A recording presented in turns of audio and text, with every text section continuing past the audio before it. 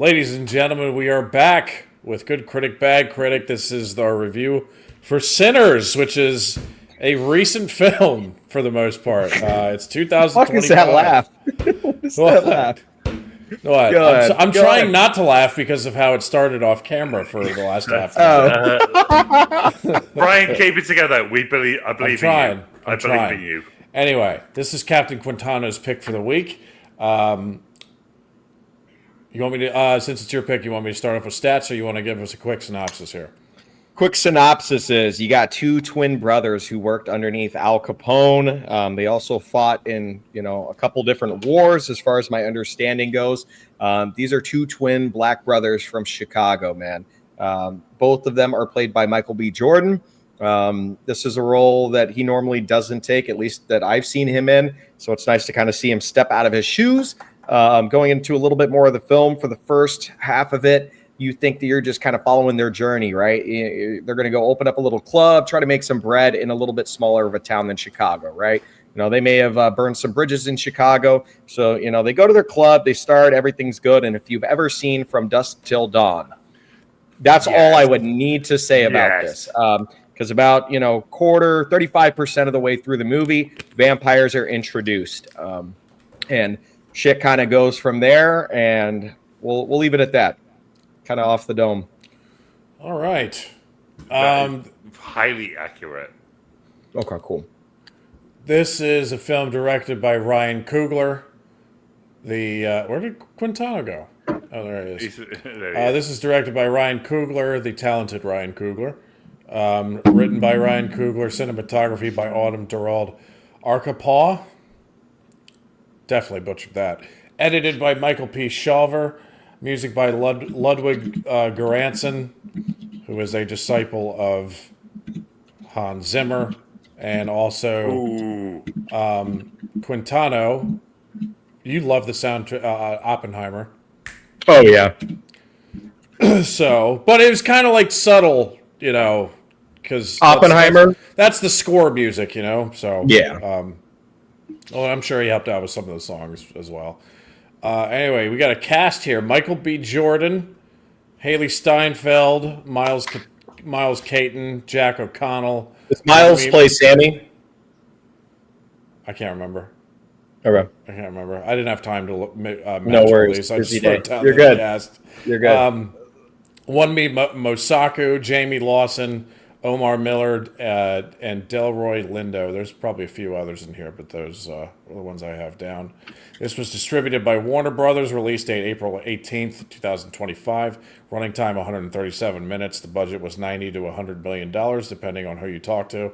And the box office return was $366.7 million. Thank you. So this Thank was a you hit. so much. This was a hit. The hits are few these days, but this one was one of them. At least it made his money back. Yeah. If nothing else. What do you mean? We don't really know. They made. Wait, what did you say the budget was? You said anywhere from 90 to 100 million.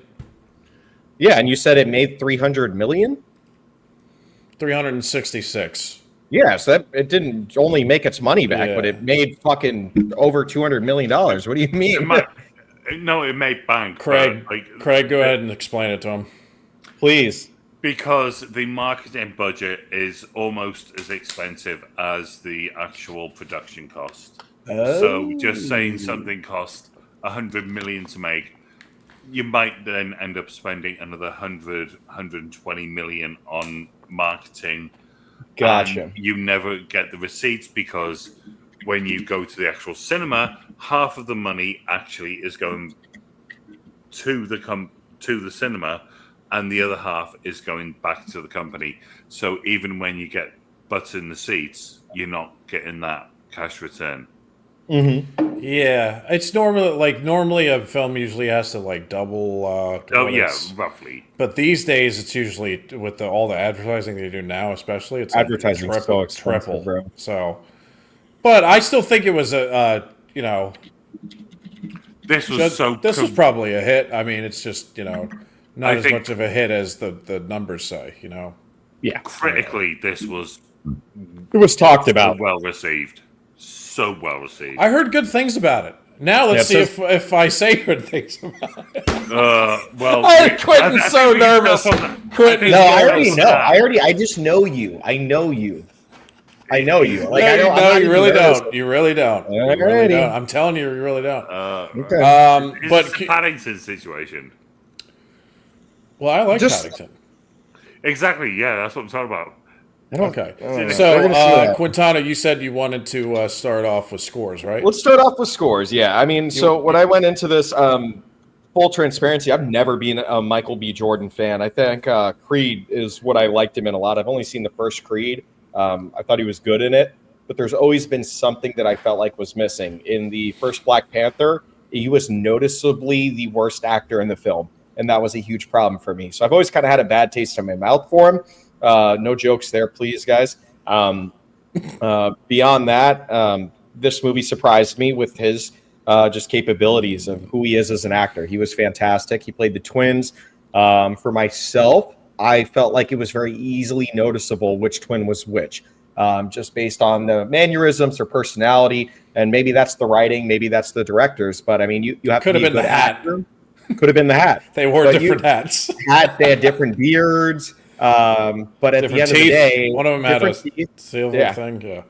At the end of the day, though, I really felt like he did shine in this. In terms of the person who really caught my eye, it is Sammy. His name is Miles Caton. If I am not mistaken, this is his first role in an actual movie, and I thought that he shined.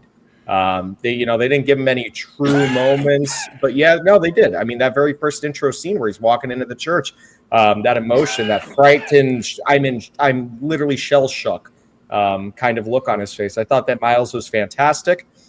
Another huge shout out. I'm going to butcher this. Winumi Masuku.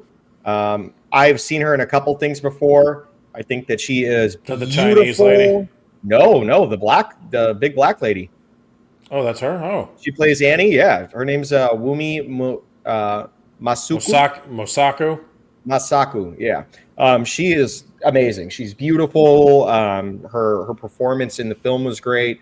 But I'll enough of the actors. Where I think this movie shines at its fullest is there is never a point in this movie where there is not music being played. I am a huge advocate of movies needing music. You can have everything else in the world, but music, in my opinion, is what really touches the soul. Take a look at any movie that has won Best Picture in terms of Oscar. Fuck the Oscars, right? But if you seriously look at it, the soundtrack has to be incredible. Look at Gladiator, Lord of the Rings, No Country for Old Men's pretty great. But the soundtrack of this movie was insane. Sitting in the theater, hearing that, I believe me and my wife went to go see it in IMAX just because, and the music was nuts. The storyline was good. There are some big plot holes throughout the course of this, just characters making stupid decisions. But at the end of the day, when you have vampires show up halfway between the fucking movie, it is one of those things where, take this movie as you will. From dusk till dawn. Yeah, it's like from dusk till dawn. It's, but I really, really enjoyed this movie. I'm going to go ahead and slap a solid 8 on there for how much I enjoyed it.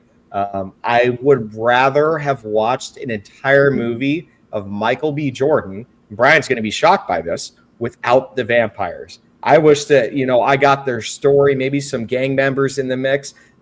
Give me their fucking Chicago story, bro. I want to see the twins in Chicago with Al Capone sitting down, pulling licks, doing what the fuck they do. That's the world that I want to explore more. For once, the vampires were dope. I thought the main actor who plays like the main vampire was phenomenal. Great voice. He was also a great actor. What's his name? Was that Jack O'Connell? I'm guessing that because that's the only Irish name on there. Jack O'Connell. Yeah, he's fantastic in this. Whoa. Bad accent? I don't know. Don't judge me later. I'm judging you now. That's fair. Yeah, he's great though. So I'm gonna go ahead and give this movie an 8. Doing? 8 out of pure enjoyment. I don't remember reading about nipple clamps in the Bible. Fuck. I don't remember. Anyway, oh no. that's where my score lands on the Muppet rating. There's definitely some things. Quintana, what are you fucking doing? What the fuck are you doing, laddie? He's still going back to Scotland. That's I don't know Scottish, Irish, dude. bro. Give me Conor McGregor. I don't know. Who the fuck are these guys? Oh, I don't know. I just did Irish for you. What are you fucking doing? Who the fuck are these guys?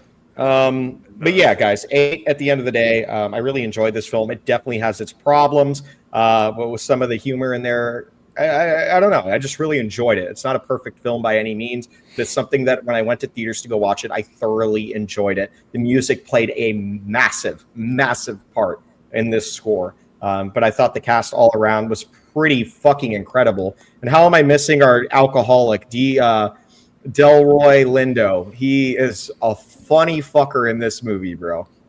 Which one was that? He's the old drunk. The old guy with the harmonica? Yeah. He was playing the piano for a bit, too? Yeah. He's funny. I loved his character.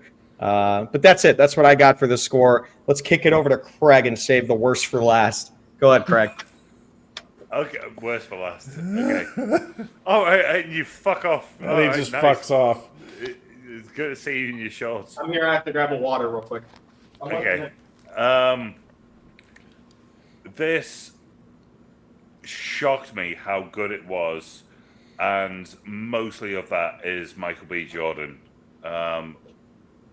Said this off camera. You're gonna say it again? You're gonna say this blasphemy again? Oh. Fuck you. Yes, I am. Michael B. Jordan has got the potential to be our next Denzel Washington. Oh my god! I think he's great. I don't think he's. Oh my god! Anyway, continue. I think he was absolutely fantastic in this film. Denzel Washington is one of one. Yeah, yes, he is. Of course, he is. But I'm saying our next. Who else is gonna take that? Nobody. Nobody's gonna be Denzel Washington. Quentin, your fucking microphone's off, dude. Sideways. Yeah, no. There is someone who will step up. Here's the thing: is there's so many great black actors out there. What I think Miles, bro, that kid was great in this. If he keeps rocking and he doesn't get caught up in the hype of things, I think that kid has some real potential. I liked him too. Anyway, Craig, it's Craig's turn. Continue. I just had to let you know how blasphemous what you just said was. I stand by it. I don't care. I stand by it. I think he has got that potential, and he was absolutely fucking phenomenal in this, and he's been phenomenal in so many other films. So yeah, Michael B. Jordan is absolutely phenomenal in this. You might not agree with me, that is fine, but I do think he is. The music in it, I have got one problem with the music in this, and it just turns. I know it's a complete choice by the director, but there's some guy with like frickin' shades on, and he's playing like a bloody. Oh, was it not like real? How he was?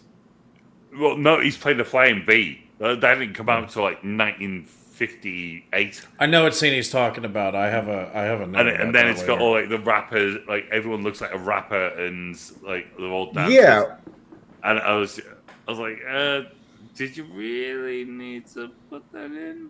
Did you hear the conversation before? Yeah, but let's continue with Craig's review first and get a score. Sorry. And then we can talk about individual moments and debate what's wrong with it. So, on the merit alone of Michael B. Jordan's, that beat is doing a lot of heavy lifting recently in the Michael B. Jordan. I'd give it an absolute 8. I think this was, for what it was, this was an absolutely brilliant film. It was well acted. There was a lot of emotional gravitas in this, and I thoroughly enjoyed it. The music is fantastic. It's not the best. not everything could be the best, but certainly enjoyed it. But absolute solid 8 from me all around. Cool beans. Is it my turn? It is absolutely yours. Is it my turn? It is. Because I want you guys to be ready for that. First of all, before I talk about the score or anything, Michael B. Jordan is not the next Denzel Washington. Yeah. Come on, dude. Agreed. That is, but I'm saying this. Michael B. Jordan. I think he's good. Great. I wouldn't go that he's far. Great. But good. I would totally agree with that. So that's not coming from somebody who thinks Michael B. Jordan is trash. I like him. It's great. There's only one Denzel. Washington. Get your fucking hands off me. Anyway. We forgot about Samuel Jackson too. Is pretty great. I am King Kong. Yeah, Morgan Freeman too, man. Those are that's like the Black American trio that owns cinema for sure. Along came a Morgan Freeman for sure. Along came Morgan Freeman. I love that review just to listen to Quentin get mad about it. It's funny. Anyway, so you guys are dying to hear my score, right? Kind of. I don't know. I'm nervous. So you gave it. Nervous. Quintano gave it an 8. 2 8s. Craig gave it an 8. 2 8s. Guess what? It's 8s all around. I'm giving No it an 8. fucking way, dude. Yeah. Yes, There's I am. no way. Yes, I am. Double horseman. Wow. Here's the thing, though. This is What? because both of you guys compared it a lot to what's Still done. Dust Till Dawn. Yeah. I'm not a big fan of that film, but I could see the comparisons. I think this is better. Hands down. Way better. Way Yeah. better. Except Selma Hayek. Yeah. Nothing gets better than that. You're very good Something point, does. Craig. It might be big, round, and black, but it's pretty close for me. Let me just make sure I got her name right. We have Wanumi Mosaku. I don't know. Masaku Midu. Anyway, so let me tell you about this. Anyway. What I experienced watching this film. Let me tell you what. First of all, regardless of what movie is going to be made these days, like the people who work the cameras, know what the fuck they're doing. This is the cinematography is brilliant. I think that's the best aspect of films these days, from the recent ones anyway. Ryan Coogler definitely, once again, he puts his own spin on a film, and it's appreciated. There's some even when he makes a decision in this film where you're kind of like, what the fuck? It's still like, well, it's an honorable attempt there. So even the stuff that's not that great in this film, it isn't, there's nothing in there really, unless I think of one later. There's nothing really in there that's like, oh my God, why the hell did they do that? It's just like, well, nice try. It didn't quite work so well. So that's some of the, a little bit of the negative. The positives, so yes, Wunmi Mosaku, I thought she was one of the 2 best performances in the, well, actually 3. Wunmi Mosaku was one of the best performances in this. I also think Miles Caton was one of the best. Apparently, this is his first role. Well done. And Jack O'Connell as the lead vampire, I guess we'll call him. Was fucking brilliant. He was absolutely brilliant. I'm doing what I usually do. I'm sorry. It's okay. No. But he was fantastic. The first... Quinn, you were talking about how there was music in every scene in this, and some of the first half the scenes in the first half of the film, there wasn't a lot of music. Are you talking about the scene like some of the dialogue scenes in the first, the first half where there's no. There's always a little bit in the background. I think you would have to go back and kind of scan through. Probably, it's always super subtle that sets the tone of the scene. Okay, I know what you mean. But I'm in total agreement with you. The music is by far above and beyond the strongest aspect of this film, which is interesting. I've never seen, even though I see the comparisons with Dusk Till Dawn, I do think that it's different enough to the point where I've probably never seen a vampire movie quite like this, and it was a welcome change. And me and Quentin have actually talked off camera about this, where I'm not really into the vampire, zombie, supernatural / horror stuff, but this kind of falls more into the supernatural for me than horror. But of the vampire movies that I've seen, I probably put this at number 3, behind maybe Queen of the Damned. No, Interview with a Vampire, and What about Kate Beckinsale's in? And no, but I will comment on that in a second. That's a fun one. What's the second? I was thinking about this, and now it's... Is it Dracula with Gary Oldman? Bram Stoker's. No. What? Dracula? Definitely not Van Helsing. We know your thoughts No! on that. It's bothering me now. Why can't... Because I was just thinking about this. This is the best one. Best vampire movies. Let me see. Sorry for delaying this review here. Best vampire movies. Where is it? I know it's in here somewhere. No, it's not that one. Dude, will you let me find it? Just fuck off for a second. Fine. Fucking... No, it's not Blade. Where is it? And it's not Underworld either. Although Underworld is the most fun to watch. Because of Kate Beckinsale. Because of one specific reason, yes. I can't remember what it was, man, but there's so many goddamn vampire movies that I can't... What, Nosferatu? Or? No, it's not Nosferatu. Fucking hell. How old are we talking? I don't know. I just can't think of it right now. I'm having a fucking case of mental block. Yeah, anyway. Because I was literally, thinking on it before we fucking hit record, too. But anyway, I'd probably put this as, the third best vampire movie I've ever seen. And it's just... The integration with the music and everything. Another great thing that I love about this that is in stark contrast to a lot of vampire movies out there. There's no, especially when they got to that final showdown scene in the barn.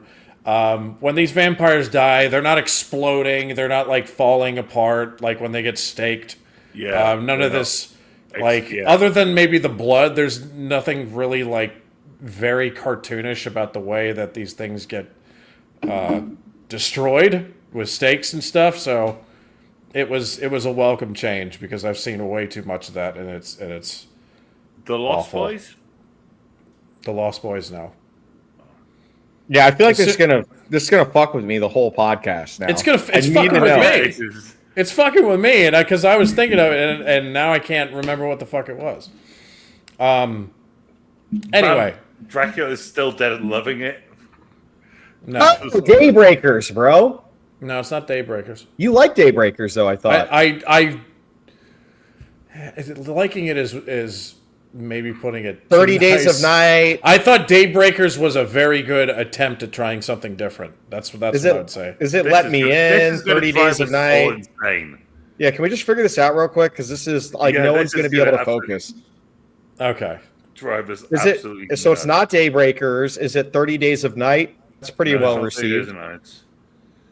Lost Boys, Chronos, Let Me In is great. That's the Americanized version. No. The Swedish version of Let Me In is the best version by a mile.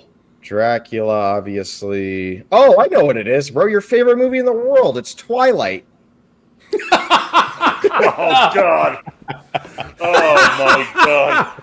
Quentin, you... No. Yeah. What are the most... How about this one? How about what are the most critically acclaimed vampire movies? It's going to be...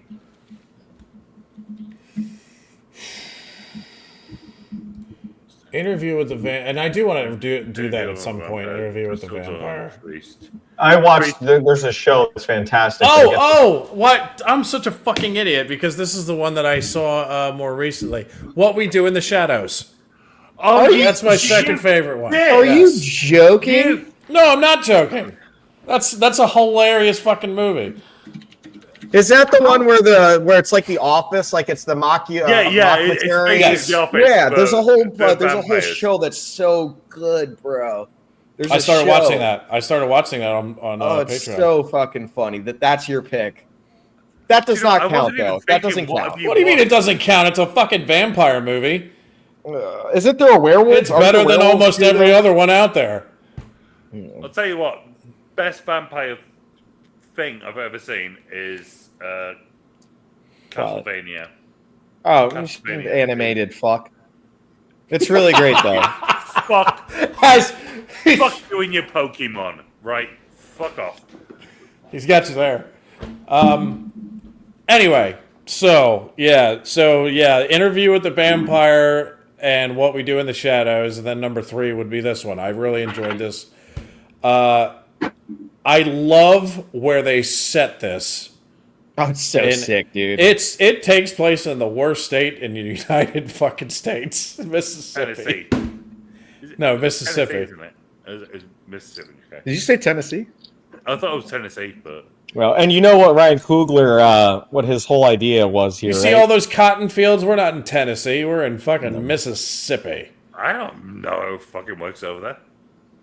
Fair point. I'm telling you. Good though. I feel like you're more knowledgeable than me on most of our geography and history, Craig. So that's saying something. I rely on Brian. I rely on Brian go. for that kind of information.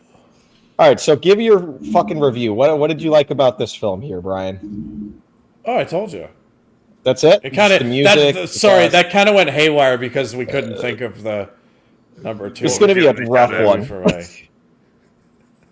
going to be Please a rough don't set that on fire, by the way. No, I'm just smelling it. Yeah, you will sniff this. Fucking Give it a smells like COVID. Fucking over-the-shoulder mustard shit. All right. Mustard. Wow, is this pink? No, no kidding. Go ahead, Brian. So yes, I really liked this movie a lot. It was the music was its strongest point. The performances were good. The bad was not really bad, which we will get into later. But the good was damn good, and I've just never seen a vampire movie quite like this one. And it was different, man, and it was a fresh take on a popular movie genre for sure. And I love where it's set. I love the time that it's set in. And has there been a Black American vampire movie like this before? Blade. Yeah, Blade. But I mean, other than the fact that the lead black guy is black. Yeah, there was Eddie Murphy. Eddie Murphy did one. Yeah, he did. Yeah, it's called Vampire in Brooklyn. Queen of the Damned, but no, the main character was white. That's Aaliyah, right? Yeah. Oh man, her life was cut way too short, dude. She died? Yeah. Yeah. I don't even know who she is. I've only ever seen her in Queen of the Damned, bro. Oh no, she was a singer. She was a big time singer. She's not even R&B a main actress. Wasn't her main gig. I think she was only in 2 movies. Yeah, and, that was it. And then Helicopter. Was it Helicopter? Helicopter? No, it was a plane crash. Oh my god, I thought she Kobe'd that shit for a second. You ever heard that song, Rock the Boat, Rock the Boat? No. No, okay. God, that was stone cold. Well, that's the end of that. We'll see you next week, folks. Goodbye. You ever heard that song, Rock the Boat? No. Work the middle, move into position. She just sounds like she wants a guy to fuck her right. That's what the song was about. Yeah, okay, that makes sense. Yeah. But anyway, they did a music video, I think in the Bahamas or somewhere, and that's where that music video was filmed. And then they were leaving the Bahamas in a plane, and it crashed. I think they attributed it to they put too much luggage on the plane or something, and the pilot warned them. But then they said, "Act like." I'm trying to remember this right, so I don't really know. No, that sounds familiar. So I don't really know. You guys want to jump into some scenes on this movie? Anyway, we got to do Muppet ratings, dude. I give it a 5 because there's some funny shit. Maybe some actors who I don't think performed the best that kind of took me out for a second. But like just some bad decision making by the people in the movie. Right. I almost feel like I'm going to end up talking Brian's score to being lower in this review, but we'll see what happens. Nah, I'm stronger than that. No, you're not. We'll see. You are easily swayed, my son. Okay, me next, is it? Or Yeah, no, you already gave your review, bro. You gave it an 8. What's your Muppet rating, though? Yeah, but my Muppet rating. My Muppet. My Muppet rating. My Muppet. My Muppet. I'm going full 8 because that whole music sequence. Did you say 4/8? What did you just say? Full 8s? You said the Muppet rating is like super high? So I'm going for 8. Oh, 8. Okay. So I'm going. Got it. Okay. FOR 8.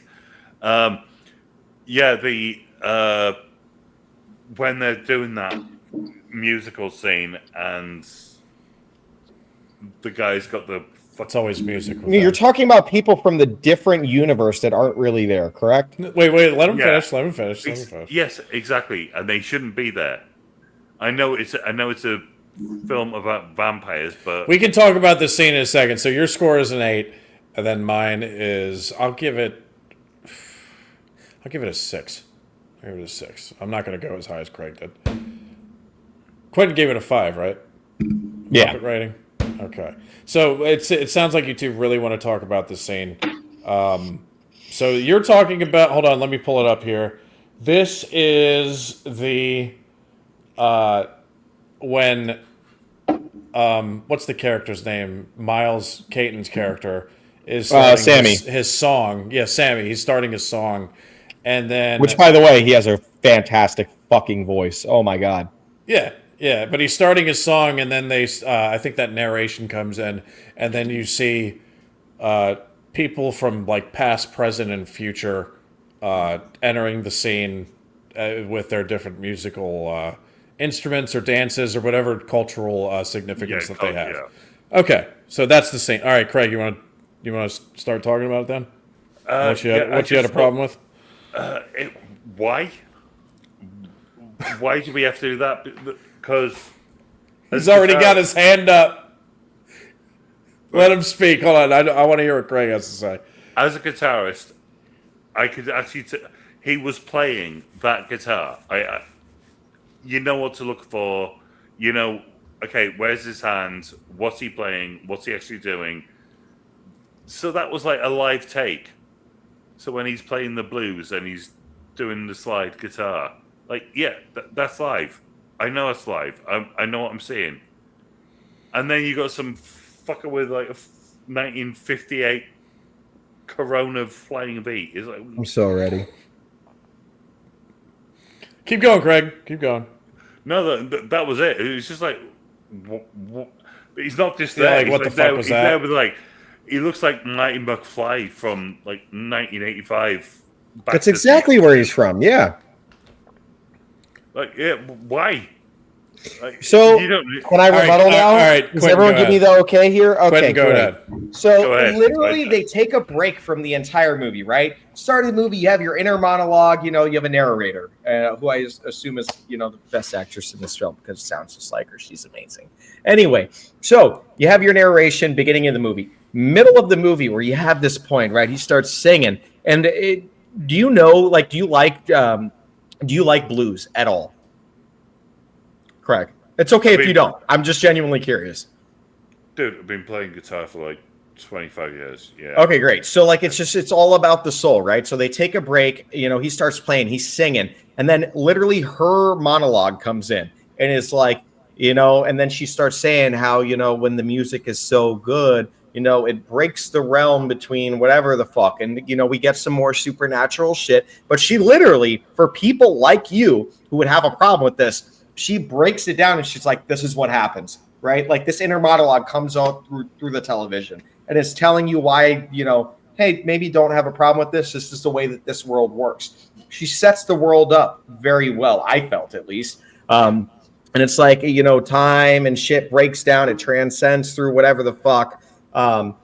And I just felt like she really tried to kind of break it down, man, to make it seem like, hey, you know, to give you an explanation for the person that, you know, like someone in the 1600s, and then you have a guitar player from the 80s, and then this and that are here.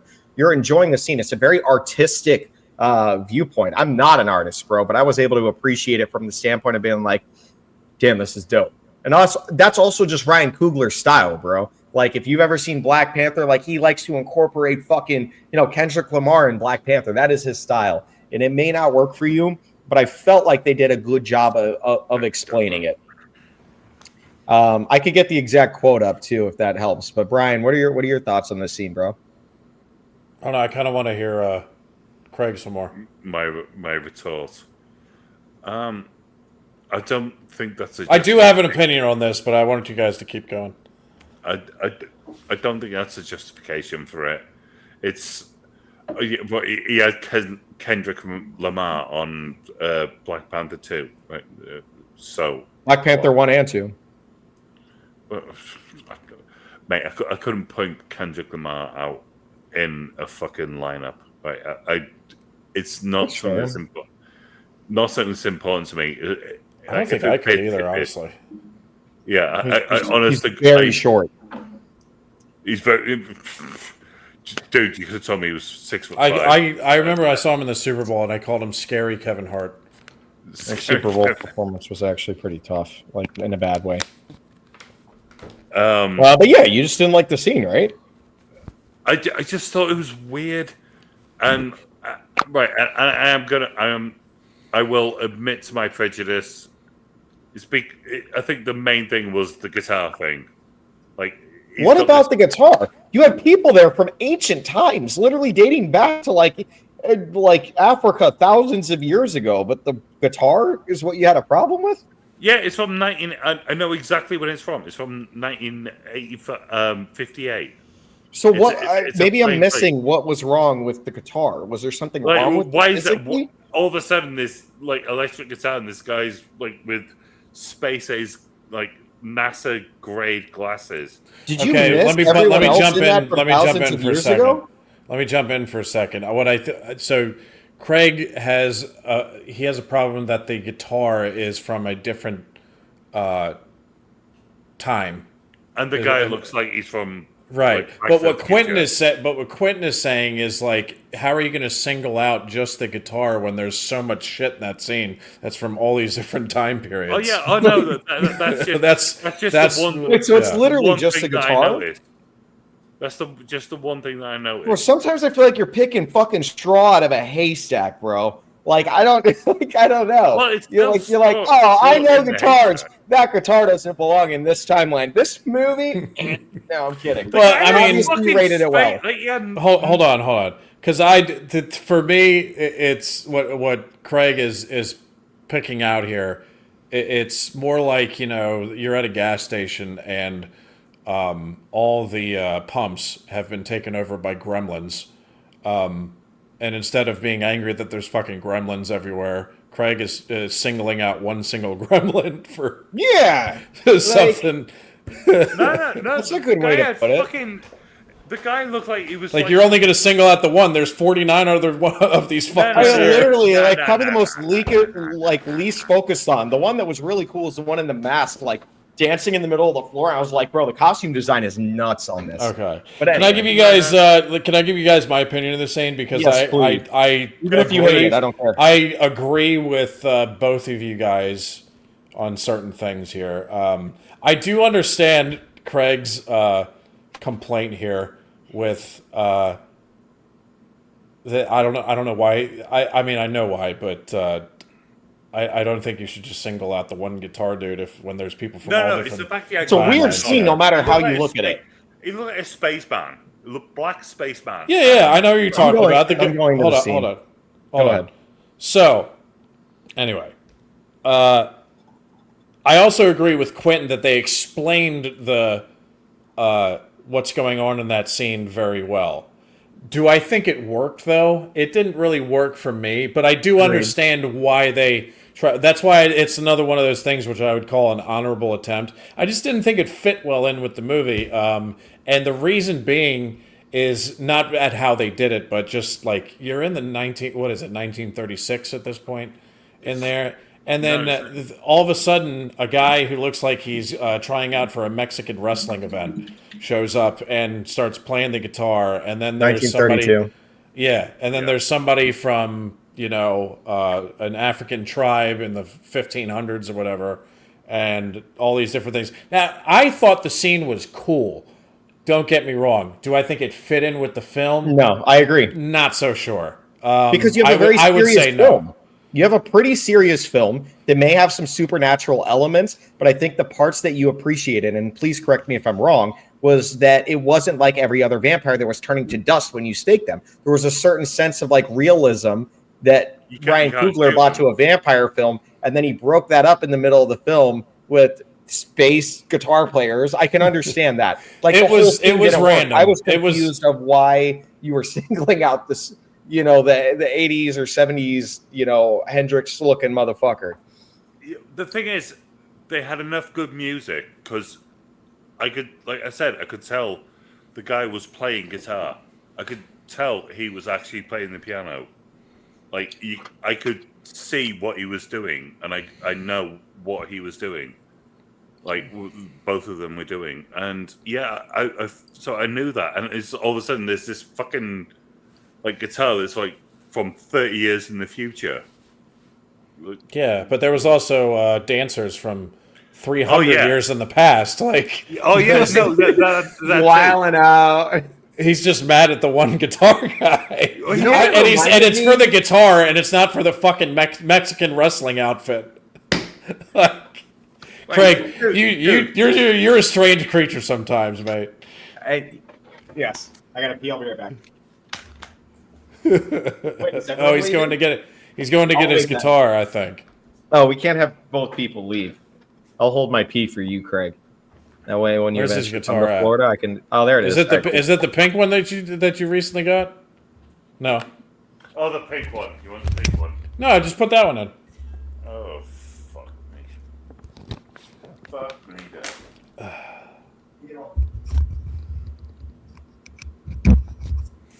2 seconds. Bear with us, folks. God, I got abandoned here. Oof. No, Brian. I didn't fart, did I? Try this one again. All right. Well, ladies and gentlemen, Craig is got a pink guitar. Yeah. Actually, it looks pretty fresh. I'm not a fan of pink, but that one looks pretty fresh. It was 100 pounds, so $120. I can't complain. Pink guitar. Well, I thought you were gonna play guitar, and then you just didn't. I was waiting for you to rock down with some blues, bro. Oh, what do you want to play? Well, we're doing a podcast, guys. There you go. Dun, dun, dun, dun. Oh, that is so true. Okay, never mind that. But yeah. It just obviously that sort of stuff is gonna hit me straight away. So the 85. Sorry, Craig, get it right. The 1985 Corona Flying V. It's like, what? And this spaceman's playing it. I'm like, okay, all right, okay. But yeah, there was a load of other people dancing and what have you. But that was just a weird scene. Did you guys people have playing disco other? in Well, the UK? There's people playing other instruments too, and then there's one guy rapping. Yeah. It's 1936, and then that scene happens. It's just even though it was explained very well, I just found it weird. I didn't single any one of them out. I found it a cool scene, but it was weird that it was in that film. Maybe it's a personal thing with me where I don't like them to stray from their time in a little moment there, and they did it in 20 different times in a minute and a half. Yeah, I think it was Ryan Coogler tried to show cultural significance. Yes, over the ages, but it's you don't make you're making a really good film. You don't need. I thought them talking about it with that narration and some of the what is it the artistic drawings that they had in the beginning in particular. I thought it was explained very well. That's all you needed. You didn't need to stray from the actual timeline. You didn't need to go into that. Bring in the guy who's trying out scene. for luchador wrestling. Did you end up watching the after credit scene or no? Yes. Okay, cool. No, I didn't actually. Oh. Oh. Okay. So, is that the scene that you had the most problem with, Craig? In honesty, yes. Okay. Here's one thing I want to mention, because I'll never get to mention it if I don't mention it now. I used to go with Mum to this folk night on a Tuesday night. So local Northeast local cricket club. So that's where you would get the sort of thing where it's like your folk club singers will go to. And I have heard that Irish song that the guy, the vampire with his banjo starts singing. What's his name, Remy? I have heard it a million times. Like, honest to God, it was like, oh my God, like America knows about it. Like, it was like kind of like shocking to me. I've never heard it before, so that's more near you guys, which kind of adds authenticity to the song, I guess, right? It's real. Like that is like a real folk song. That is what every single like gig night that you have folk singers at, and he's like, and he just starts singing it and playing it, and I was like, oh my God, did not expect this. That was not my bingo card. This film. I would explain to Craig why you would hear it here in the United States, but anytime I mention some of our people's ancestral background, he gets pissed off. So Fair point. I'm not that bad. Come on. We literally, like, what I imagine that song is that you're saying, like, we have, karaoke, and it's like every person in the world, like when I walk into a bar, they're playing "We Will Rock You," and it's like that oversong play that you just never want to hear again. I bet if you go up to the Northeast in particular, especially in Massachusetts, Boston, those places, I bet you would hear that song a lot more than you would think, Craig. Probably. It's the Irish. The Irish is strong. Yeah, in that part of the U.S. The people wanting to believe they are Irish, but no, it is a big Irish. Even here, like in in England, it will be sung. Yeah. But it's kind of one of those like you can sing it here, but you can't sing it in the States, but you can sing it here because it's kind of okay. Even though they hate us, it's a weird thing to explain. It's like kind of like a family argument. You can't like get involved in it, but they will argue like hell. But if you try and get involved in it, what are you doing? No, you're not. You are not welcome at this table. It's kind of the same thing with the music as well. It's just. Yeah, it's ours, but it's not. But it is. It's. I know I'm describing it horrifically. You good, bro? I mean, I kind of get what you're saying, but you have to be one of us, right? But it would also you'd hear songs like that here because, believe it or not, Americans didn't just sprout out of the ground. Most of the white Americans came from all over Europe. Yeah. So, even though there's still lots of families that hold on to ties. It's like kind of a reminder where you came from here. Kind of thing. I know. It's just it runs strong. It runs pretty strong in the Irish, in particular, Irish Americans. I mean to say. Then when St. Patty's Day comes along, everyone Oh my God, St. Patrick's Day might as well be St. American's Day. It's like the biggest fucking. Oh my God. That's like, you think New Year's Eve is like a big holiday to go get drunk? It's like, no, St. Patty's Day is the day where you go and get fucked up. Oh, dude, New Year's is only big in like New York City because they have that stupid ball drop thing.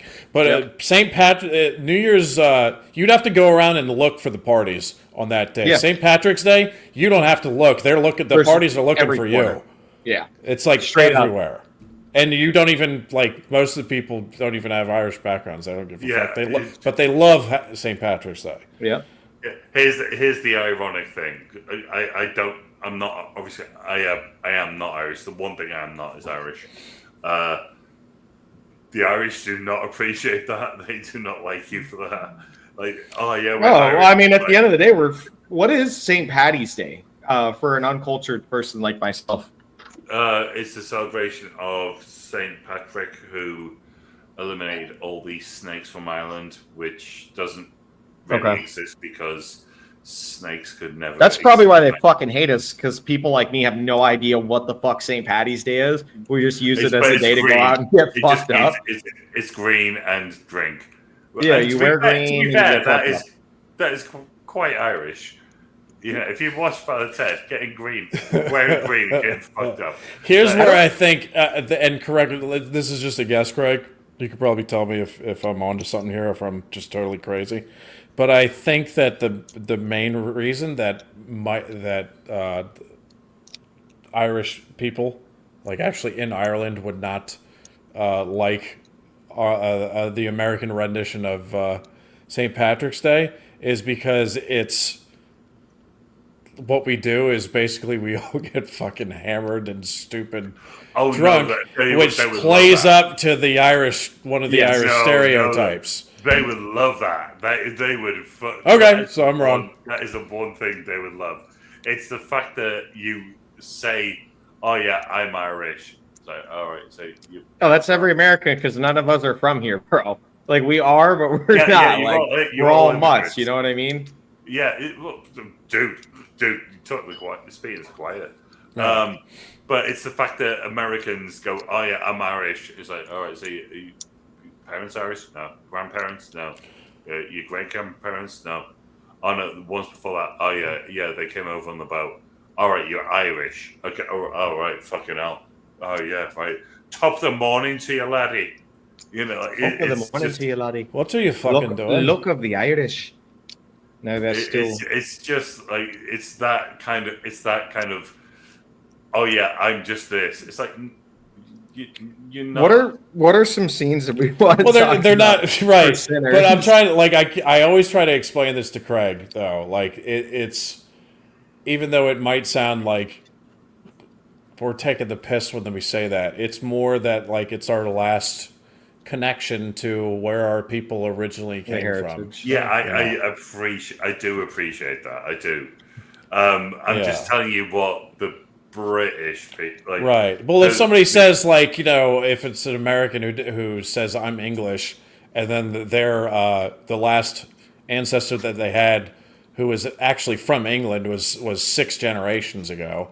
I can understand the people who are still in England being like, that's not fucking English. What are you talking about? Yeah. You've been transformed into something else called a fucking Yank. But I get it. We say that. What are some English holidays? Do we celebrate any English holidays or no? Boxing Good question. What'd you say? Boxing Day? Day after Christmas. Yeah, we don't really celebrate Boxing Day, no. I don't even know what that is. No. Boxing Day. I knew 2 Brits that did, and it perplexed everybody in our family. They had to explain it to us, and we're still like, what? Is that like when boxing like took off? Like help me out. I can't remember. So Craig, tell us. Oh fuck me, real quick. Fuck sinners. Let's talk. It's when people used to go around. So after Christmas Day, the people used to be serfs, so slaves, would go around and get have a box, and money would be put in it by the landlords, and so they would have their Boxing Day, their day of the box. Oh man! So that's kind of like I had my Christmas. Now here, buy yourselves some grain. Yeah, because you fucking peasants. Yeah, That's what it seems like. I'm like trying to understand. I am rich as fuck, and you have nothing. So that is my general understanding of it. I would imagine it turned into something else now that's more happy. Right? At the moment, well, it's basically just another what we call a bank holiday. It's like Labor banks are Day. closed. Labor Day. So Yeah. it's one of those. So do you go to work on this day or no? No. Okay, gotcha. So you get that day. It's what is known as a national bank holiday. So we get the day off. The entire country, or Yeah, Christmas wow. Day. So you could work it, but if you did, you'd be getting paid overtime. You'd be getting like triple pay. Gotcha. To work it. That and New Year's Day. New Year's, which is New Year's, yeah, like the day after New Year's Eve. So the 1st of January. So just bank holiday. It's so weird trying to explain it to Americans like that. No worries. I apologize if I did. No, I thought that was really, really to the point. That was good. I actually, yeah. What would you guys say is your? Really got that. What would you guys say is your favorite scene out of Sinners? Just bringing it back to the podcast a little bit. Sammy. That's it. Sammy. No, it was just a funny moment in the middle of that shitstorm of a barn shootout when all the vampires are coming in. He just comes out of nowhere and goes, Sammy. Did nobody else find that funny? I thought it was hilarious. I thought it was a little jump scare for me, if I'm being real. Yeah. Because I didn't expect him to be up there. I was like, all right, they're going to try to make an escape here. I don't know where this is going to go. And then Sammy. Yeah. It sounded like something that would happen in South Park. Yeah. Timmy. Timmy. He's so in this film, bro. What I want to It's hard to single out a favorite scene for me because there's some good ones. Is he the same actor that's in 28 Years Later? That's, I guess, no. I don't know, but he was really good in this. What's your favorite scene, though, both of you guys? Let's Craig go first because I'm still trying to figure it out in my head. There's one scene I want to say, but it would get us banned. Why? No, just don't. Never mind. You know the scene I'm talking about. No, I don't. Honestly, I actually don't. It's got to be one of the scenes where somebody's getting fucked, though. Yeah. It's one of those. Yeah. Why would it get you? Or when the woman's getting licked. It's not that. It's bent over. Oh, that was hot. I love that. That was actually beautiful. The music in that scene. Sorry, go ahead. I thought it was actually like quite erotic. I'm not gonna lie. Oh, I loved it. Yeah. But the same two people where she says, "If anything happens to me, you've got to kill me," and he does, and it's visceral. It's not even delicate, and it's like you can see it affects Michael B. Jordan's character. Was it Smoke and what's the other one's name? Stack. Smoke and Stack. That's it. Together it's Smokestack. Yep. Smokestack, yeah. Well, that is. I'm pretty sure. Smokestack Lightning.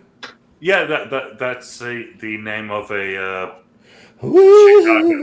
Chicago. Like it was like Motown, but in Chicago. So, as far as I'm aware, but yeah, he when he stabs it, and it's just like it's visceral, and you can just see that emotion in his face.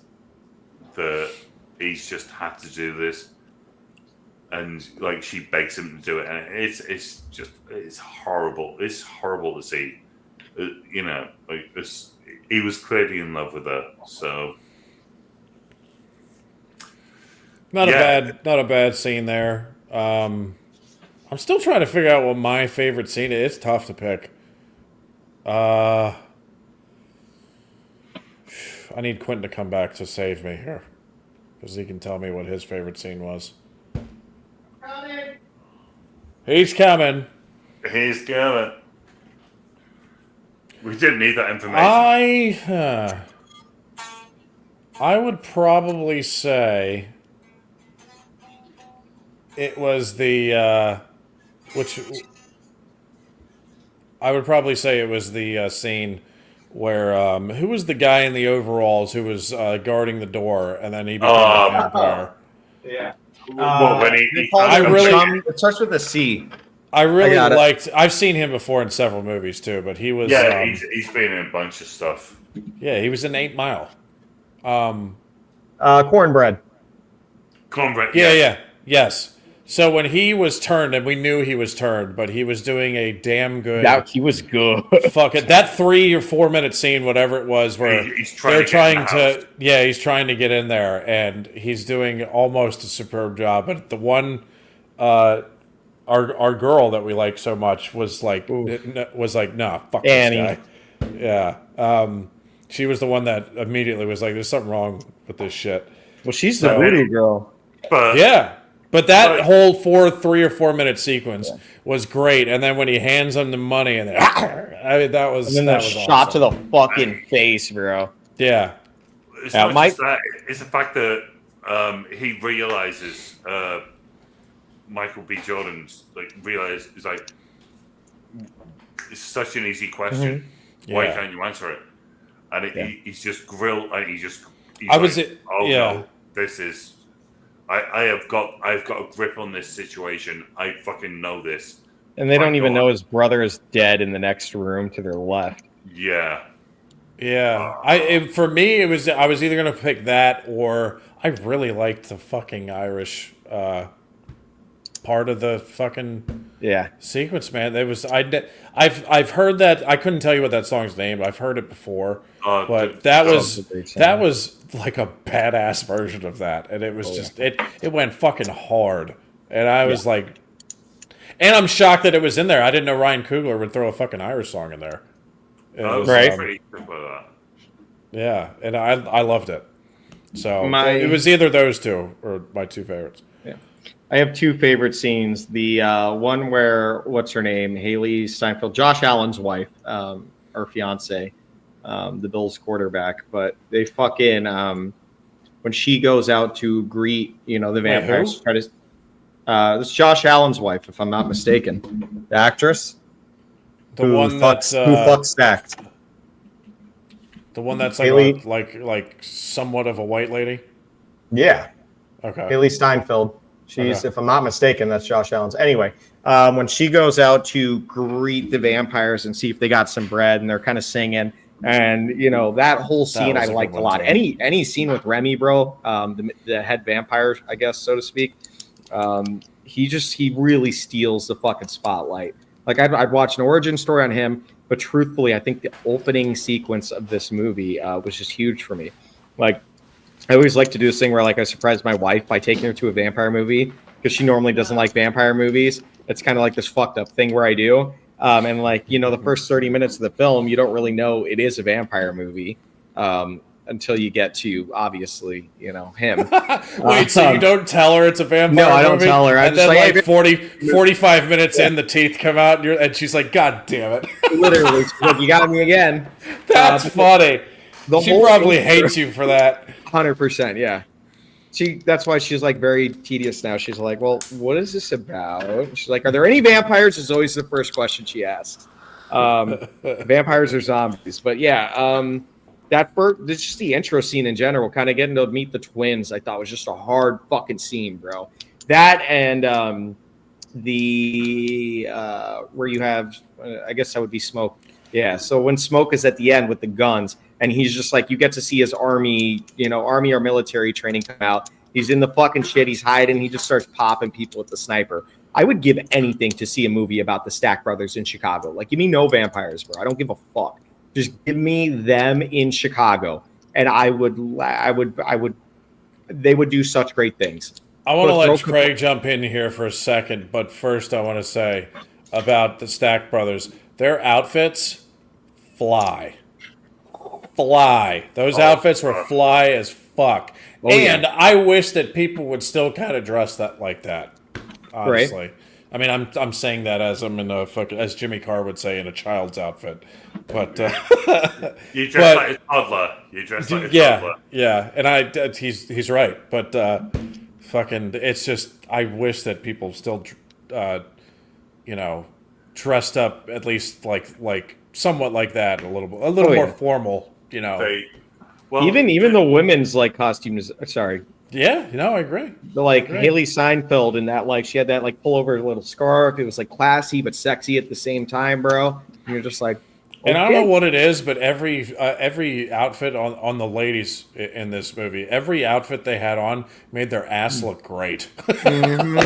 You're talking about Sam. I'm talking about all of them. Yeah. All of them. Yeah.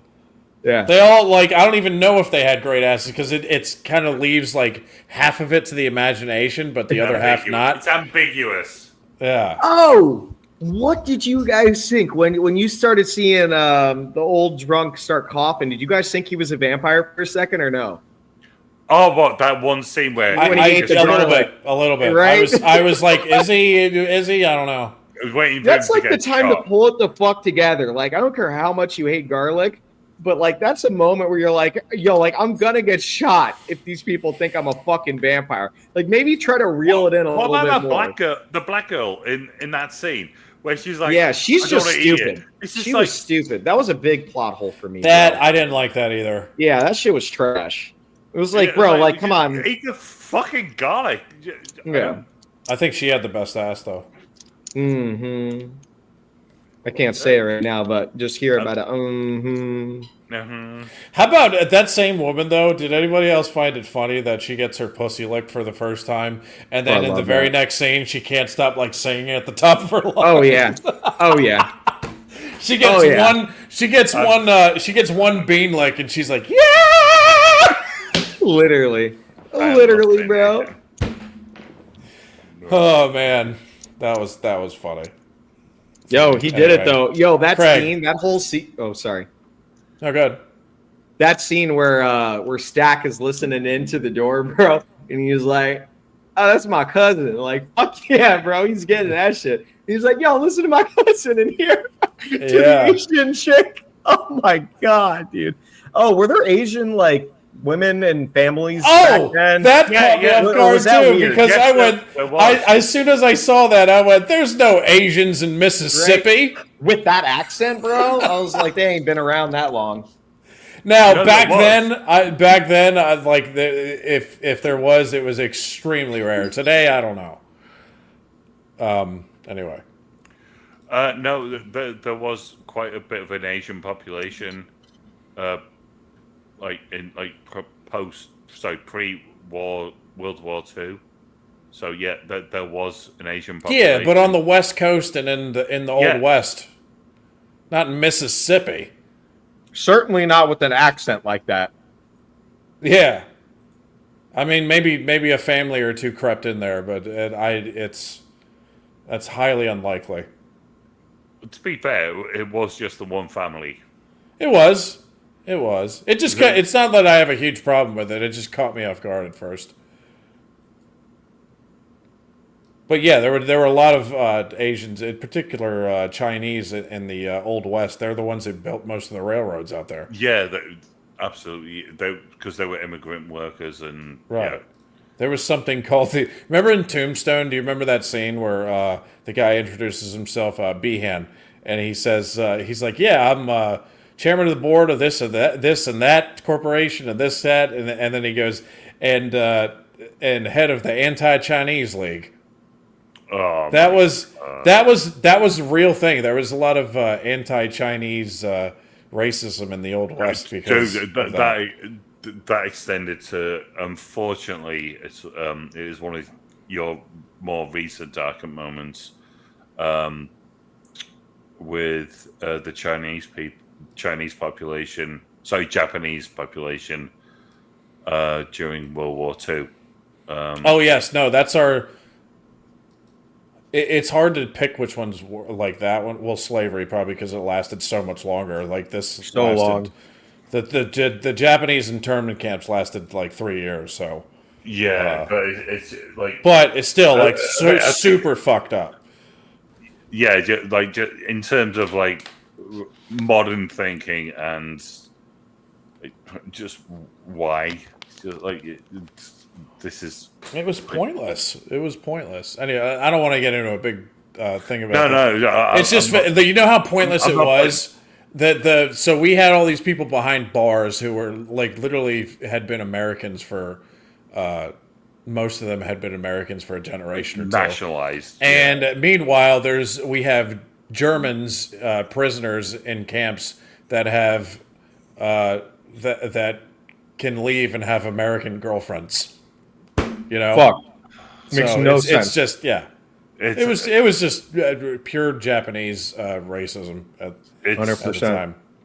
So it was a black mark on our history for sure. Here's the thing: the more things change, the more they stay the same. And like, what am I going to say about Britain at the moment? Yeah, and I'm not. We've I'm all not got our I'm not issues. going to. I'm not going to. But it's just Craig, what was your favorite scene again? favorite scene of this film.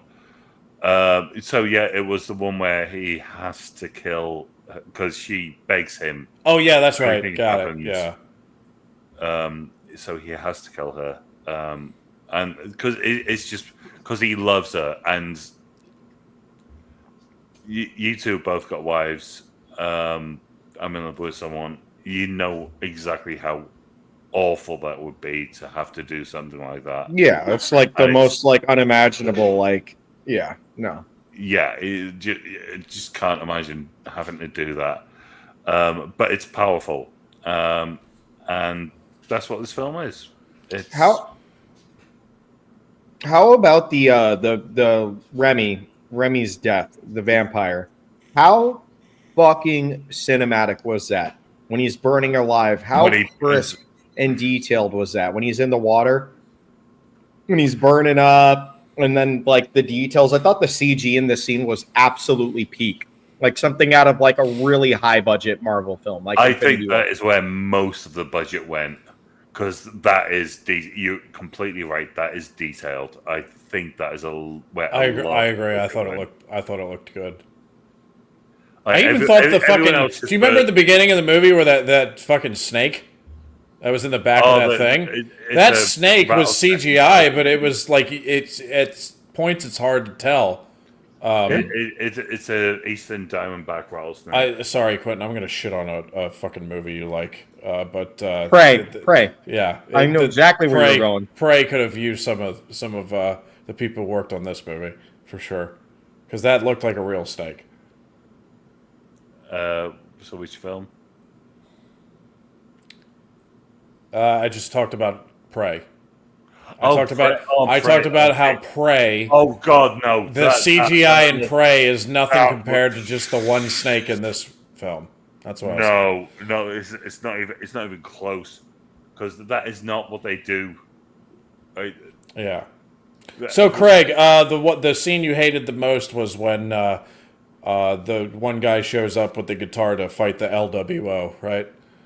Yeah, when he turns up with the guitar that's 30 years out of date, like pre-date, and he looks like a fucking space ranger.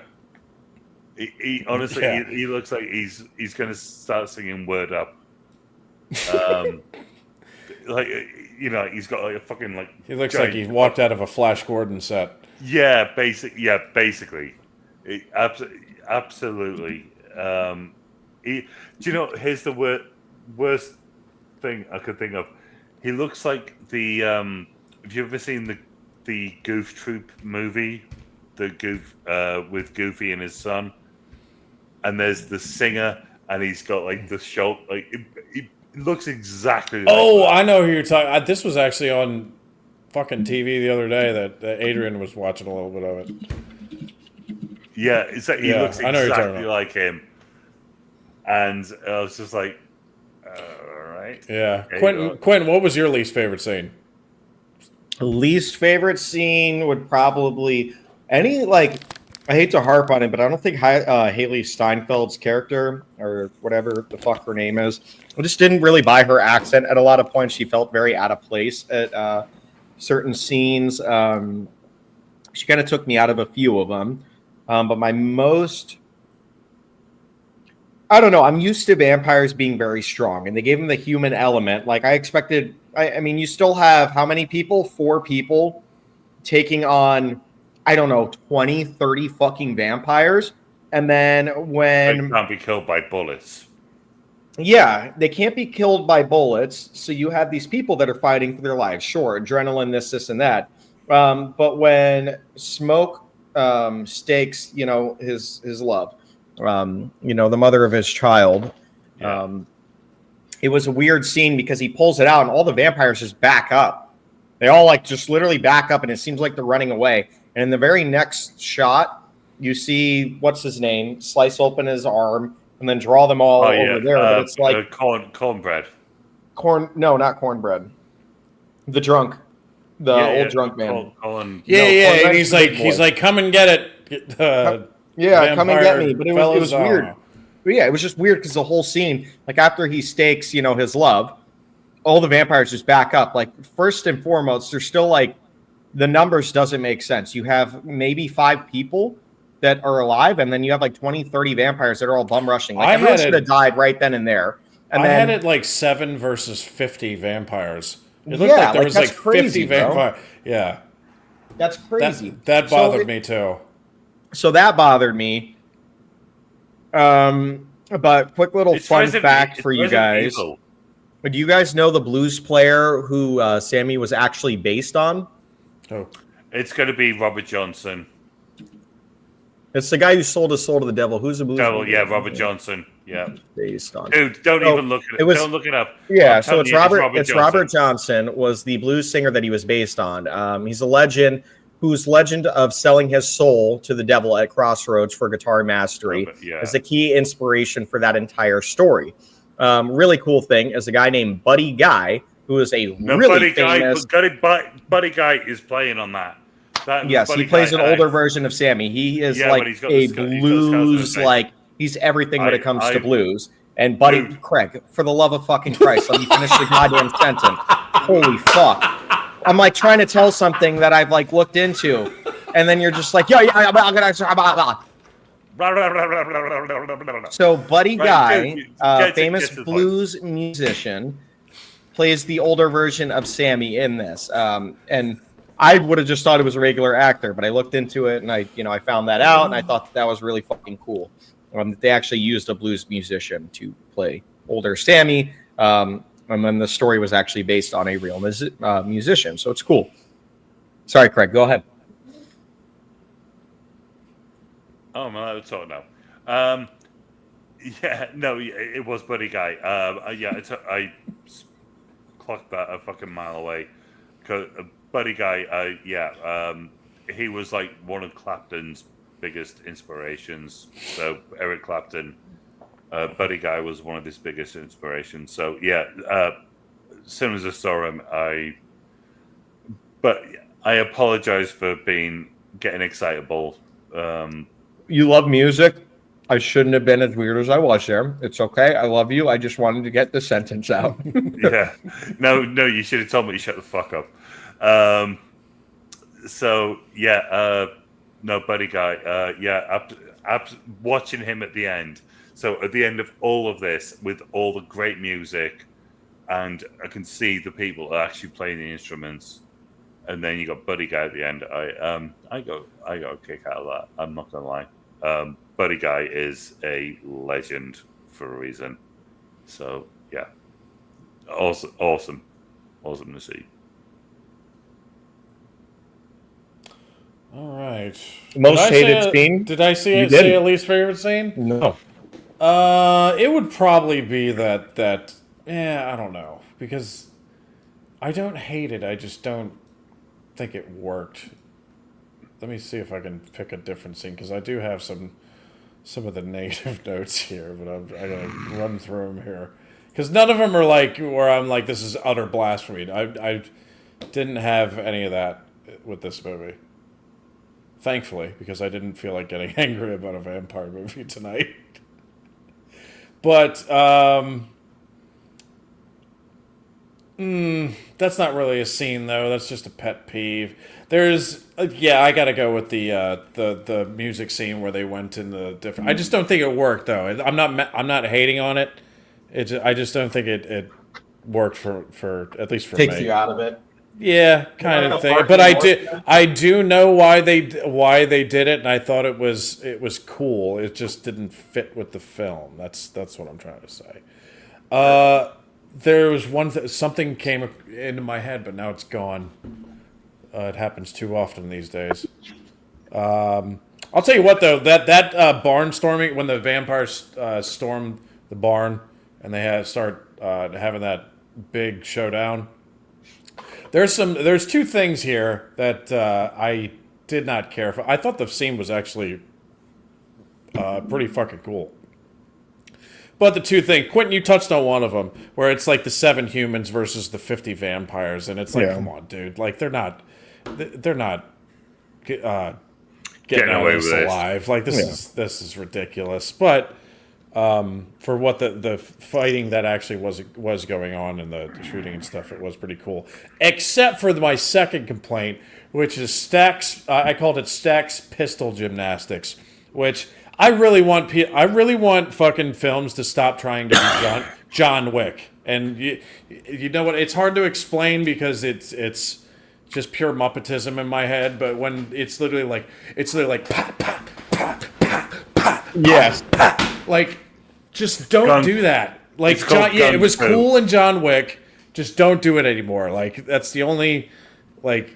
Talk about the scene with Cornbread outside where he goes to bite the arm and then he flies out. No, because that was just one shot. That was I was okay with that. The part that I got me, they're in the middle of the showdown, and now because Stack has the stake in one hand and then the pistol in the other. But every time he shoots off a round with the pistol, it's like pat pat pat pat pat pat pat. He like turns it sideways around his head. And it's just to look cool with like a quick hand movement, and it's called gung fu. It looked gung fu. That's the term. So instead of kung fu, it's gung fu. I've never heard that before. That's good. But yeah, like just stop trying to be John Wick. Like there's only one John Wick. There's only there only should be one John Wick. Yeah, but everything else in that scene I thought was pretty damn good. Here, let me find some negative notes, and then maybe Quentin can rebuff this a little bit.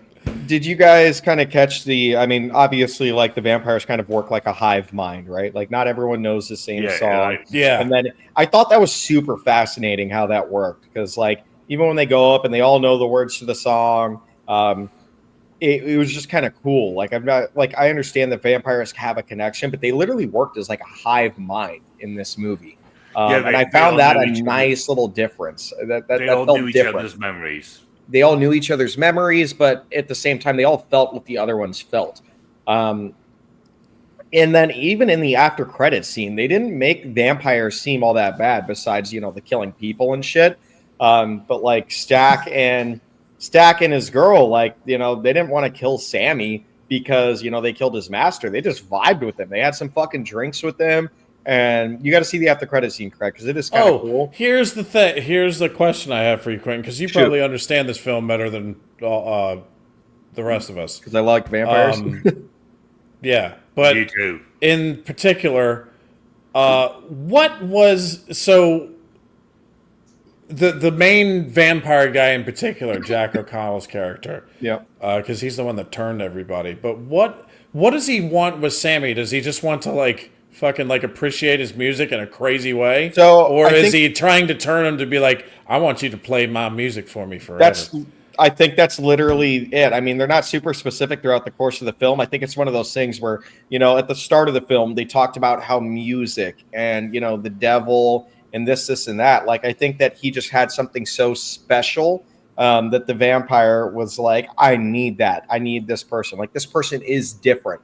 Not in any mystical sense, but at the same time, yes, because he had that musical fucking just crazy talent. I mean, we kind of see it in that scene, you know, that we're kind of ragging on, but that's just a testament to how powerful music can be. And I think that this movie really, really weighed heavy on it, and I'm okay with that, with how powerful music is. I mean, you know, you hear everything about all the most tortured musicians in the world, and we even see that with the alcoholism of the older guy with the harmonica. I can't think of his name right now. But they're tortured souls. But there is something that he says in this film. The older gentleman with a harmonica.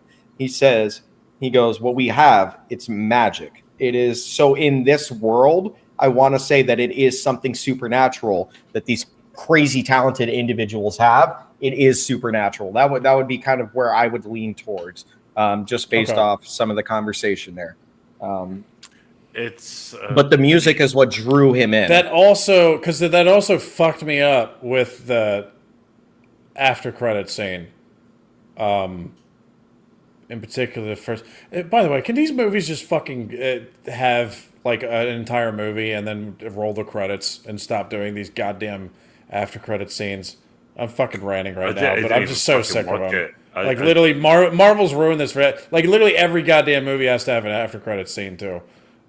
Unless it's like a Christopher Nolan film, it's getting out of hand. Anyway, but Craig, you said you didn't see the after credit scenes. No, and I didn't want to. If it's like Christopher Nolan, then yes, I'll watch them. But if it's not, He's never had an after credit scene, I don't think. Well, no, I was. But if it was something akin to that, but if it's just, like a Marvel film, it's just like. Yeah, I'm all right. I'll make sure I beat the traffic. Yeah, you know what I mean? Yeah. But the fucking so in the after credit scene, the first one anyway, because there's two. Sammy's the first one, it's old Sammy, and it's 1992, and he's closing up a show. And he's like one of the last people in the building. And they're like, there's two people here who want to see you. And he goes, all right. So then he goes, come on in. And it's Smoke and what's the girl's name? Stack. It's Stack. Stack? I thought Smoke was the one that... Stack is the vampire. Smoke, I would just assume died. Smoke is the one who survives at the end, but also Stack does. They both survive. Did you not catch that? No, I did. I did understand that, yeah. So the one who's a vampire is Stack. I thought it was Smoke. No, Smoke's the one who fucks, what's her name? I guarantee you it's Smoke, because they had that scene on the other sides of the door. Which one of the twins is a vampire? I just made a guarantee. If I'm wrong, I'm signing off. Like an argument over fucking Stack? Yeah, it's Stack. Combat. Stack is the vampire? Over Mortal Kombat. Is it Smoke or Stack? It's Stack. Who's the vampire? Argument. I could have sworn it was fucking Smoke. Where is Sinners? Where's that scene with the door when he puts the knife through it? Oh, God. I'll give you the time. I actually have it pulled up. I thought he was getting stabbed in the eye. I thought that was happening. There it is. I got it. Hold on. Oh, that's the scene where he's eating her out. Sorry. Okay. Yeah, let's talk about that. All right. You got it, Brian? Hold on, yeah. I'm waiting for a name here. It's Smoke. Smoke is the vampire. No, it's literally Stack, bro. The guy who put the knife through the thing, because he got eaten by the girl? No, that's Stack. I guarantee you, it's go to. I'm telling you, it says Stack is a twin brother who becomes a vampire. While do you have the file? It's AI. It's not going to be accurate. What's the time zone? What's the time zone? 1 hour 28 minutes 21 seconds. 28 minutes. Actually, go to 1 hour 28 minutes and 11 seconds. Okay, I'm here. Okay.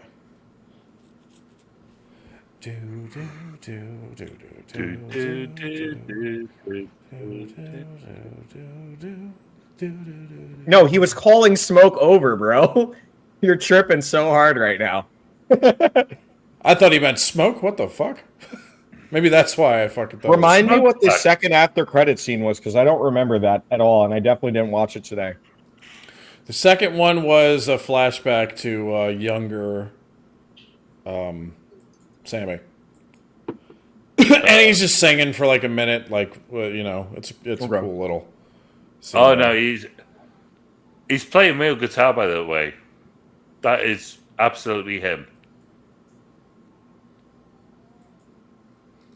That is 1000% real. Like the actor's playing guitar. Yeah. All right. Anything else you guys want to touch on? Honestly, actually, I got some notes here. Oh, let's do it. Well, we'll just do rapid fire. My favorite line in the movie, and it came up at the beginning and the end. You keep dancing with the devil, and one day he's gonna follow you home. I did like that. That was smooth. I love that line, man. The pastor.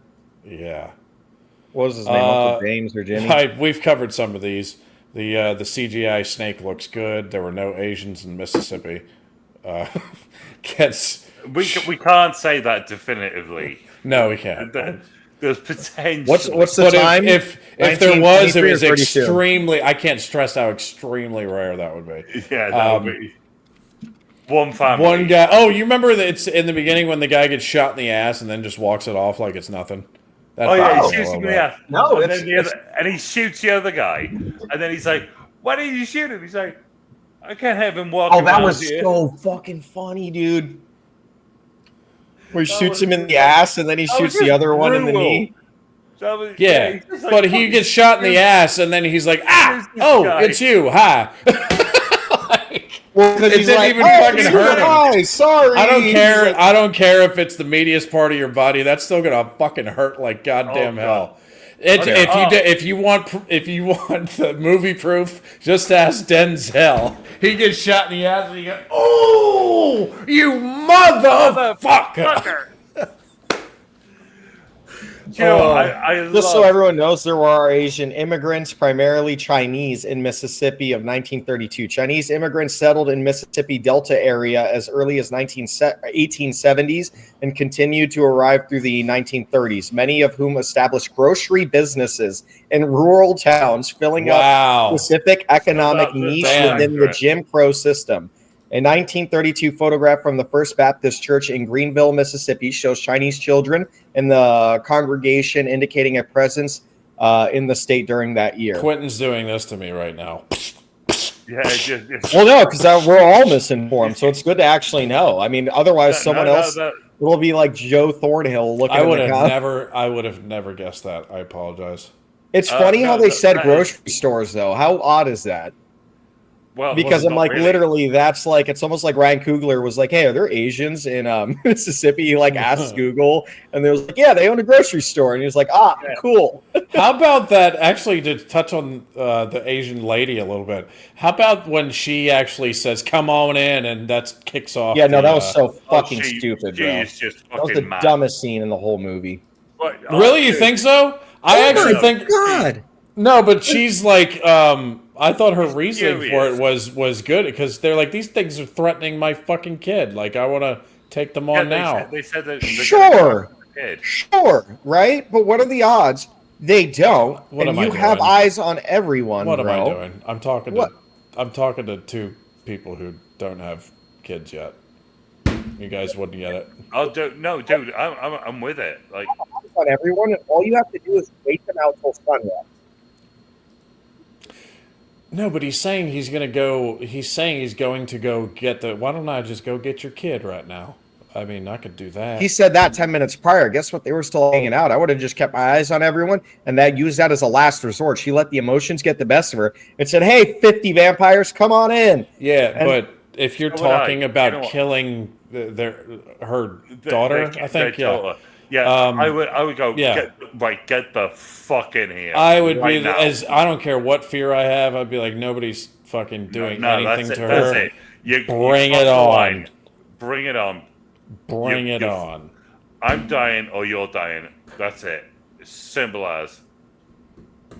I think I've got the daddy syndrome a bit more than Captain Quintana here. No, if I had a kid, sure, absolutely. But I'm also thinking from the standpoint of I think there's a more strategic way to go about this. Sure, they could drive into town, but they have made it very clear at this point that they want Sammy. This guy is not leaving without Sammy. He said, "You give me Sammy, we'll let you guys all live." I don't know, man. It's just kind of where my... They said they were going to kill a daughter. That's it. Line's crossed. That's it. Line in the sand is crossed. And she's not gonna be thinking when that happens. She's not gonna have the best mindset. She's not gonna be thinking about the best possible solution, or best way to go about handling it, is what I would say. Here we go. The Native Americans show up one time, and they're the good guys. Thank God. Oh yeah. What they seem to be the only people who knew what the fuck was going on. Yeah, they just turned up and said, "Okay, here's a warning. Never mind. Fuck you. Bye." Yeah. What? Nah, skip that one. No. Keep going. It was the what's her name? Haley Steinfeld. When the one guy says, "What are you?" And I was trying to figure that out for myself. Oh, we all were for a little bit. Same. And then, by the way, answer. What the fuck is a coos? Have you remember that first the pussy? scene? Yeah, she goes, "Stuck your tongue in my coos." I've never heard it referred to as a coos before. Well, of course, she's talking about that. I've never heard it referred to as that before, though. Coochie, maybe? She said coos in particular.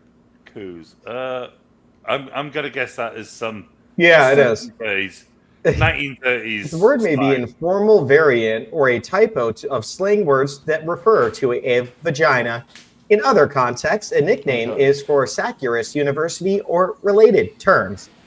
So, if there's one thing we've learned is that Ryan Coogler has done his historical research on vagina. Yeah. Yes, it's better than mine. I've been humbled by Ryan Coogler. It's not only that. Ryan Coogler has an obsession with eating pussy. Let's be real, guys. How much pussy eating was in this film, or at least talked about?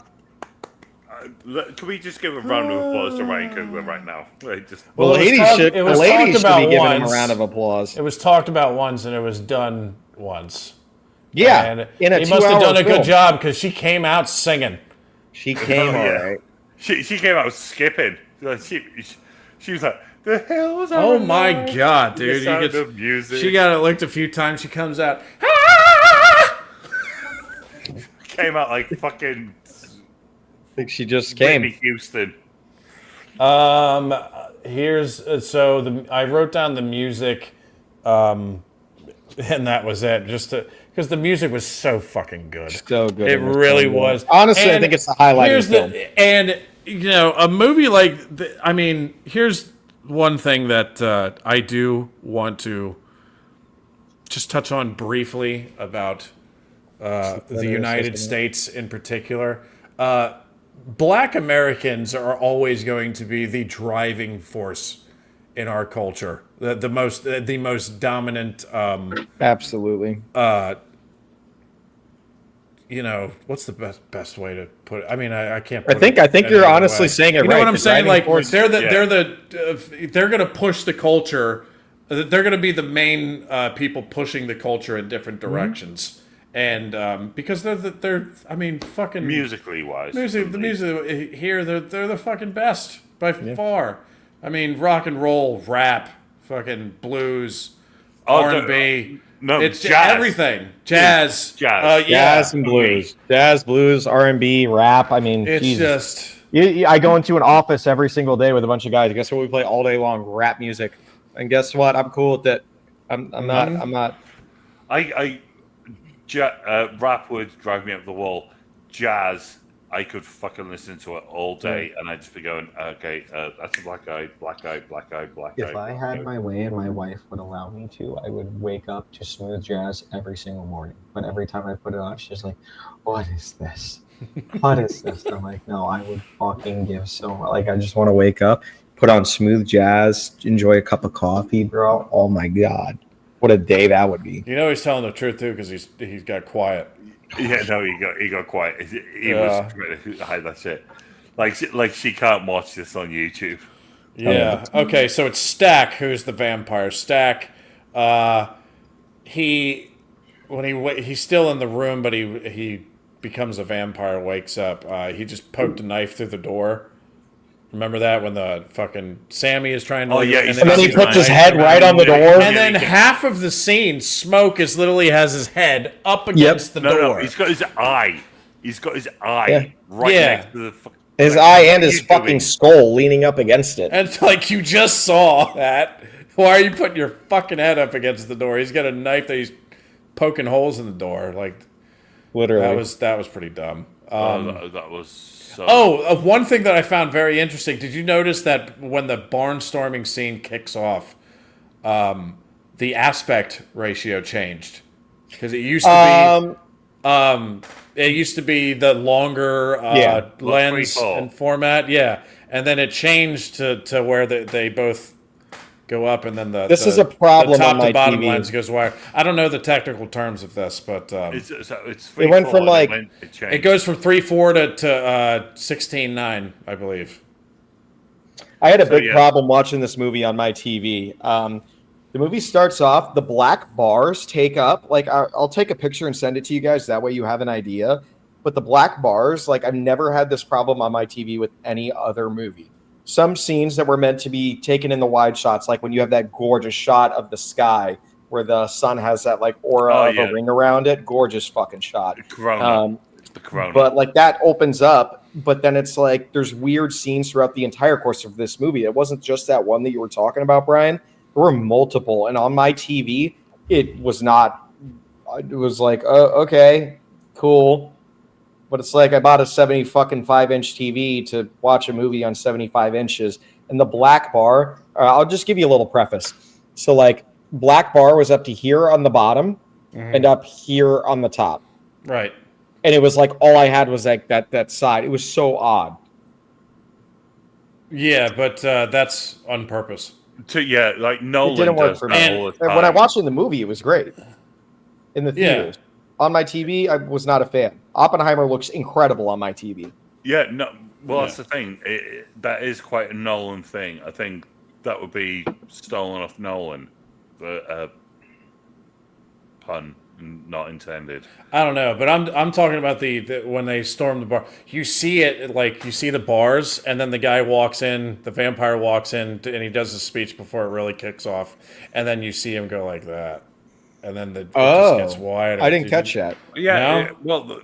That makes it more cinematic. I've never seen that, but I've seen it switch.